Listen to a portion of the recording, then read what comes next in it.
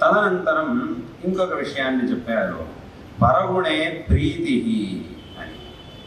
ఇంకొకటి విషయంలో ఇంకొకడు మంచివాడిగా ఉంటే ఇంకొకడిలో ఉండేటటువంటి మంచి గుణాలను చూసి సంతోషించడం, అసూయపడడం కాదు, సంతోషించడం. ఒకడు మంచివాడిగా ఉండి ఒక మంచి స్థానంలో ఉండి ఎంతోమందికి ఉపకారం చేస్తున్నాడు, ఎన్నో మంచి పనులు చేస్తున్నాడు అంటే అప్పుడు వాడిని చూసి మిగతా వాళ్ళందరూ సంతోషపడాలి, అసూయపడకూడదు. వీడు మంచి స్థానంలో ఉన్నాడు, ఏదో భగవంతుడు వీడికి ఈ సందర్భంలో ఇన్ని మంచి పనులు చేసే అవకాశాన్ని ఇచ్చాడు, ఇటువంటి శక్తిని ఇచ్చాడు. ఆ శక్తి మనకెట్లాగూ లేదు, వాడు చేస్తున్నాడు కాబట్టి మనం వాడికి ఏదైనా సహాయం చేద్దాం.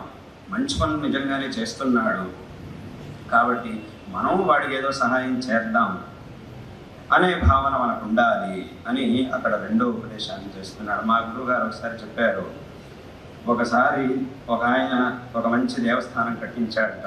చక్కగా దేవస్థానం ఎంతో చక్కగా కట్టించాడు, అక్కడ పెద్ద పెద్ద కార్యక్రమాలన్నీ చేశాడట. అప్పుడు ఎంతోమంది ఆయన్ని ప్రశంసించారు, చాలా మంచి పని చేస్తున్నారు, ఇంత పెద్ద దేవస్థానం కట్టించారు, ఎంతోమందికి ఇక్కడికి వచ్చి దేవుడి దర్శనం చేసే అవకాశాన్ని కల్పిస్తున్నారు, అదే రకంగా ఎన్నో భగవద్ప్రీతికర కార్యక్రమాలు చేస్తున్నారు, ఇది చాలా సంతోషం అని అన్నారట మిగతా వాళ్ళు.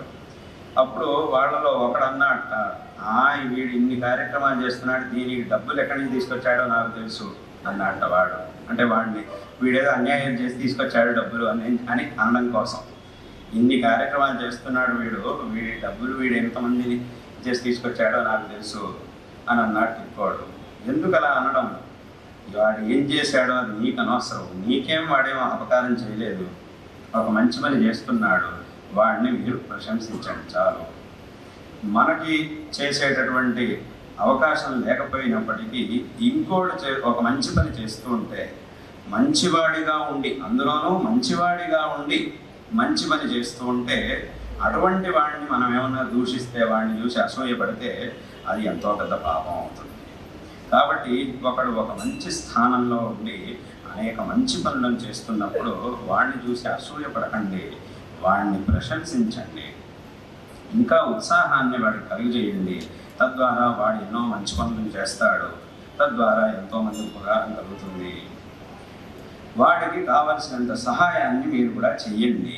అప్పుడు వాడు చేసేటటువంటి మంచి పనులలో మీకు ఒక భాగం లభిస్తుంది, ఆ పుణ్యం మీకు లభిస్తుంది అని ఒక మాటని చెప్తాడు. కాబట్టి మొదట వాంఛా సజ్జన సంగతో అన్నాడు, తర్వాత పరగుణే ప్రీతి అన్నాడు. మూడవ ఉపదేశం ఏం చేశాడు అనంటే గురవు నమ్రత అని.